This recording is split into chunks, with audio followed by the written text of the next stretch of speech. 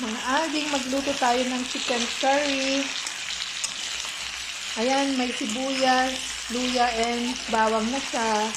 Tapos ang linagay kong gulay ay carrots, kamote, kasi walang patatas at saka bell pepper.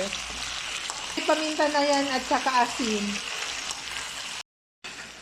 Ito ilagay ko ng gata, powder, kaya tinunaw ko muna. Pero ilagay ko ng curry powder. Yan. Damihan natin konti. Ayan. Tapos ihalo natin. Mga ading, luto na ang ating chicken curry with kamote. Yan. Try nyo, masarap. Kain tayo. Keep safe everyone.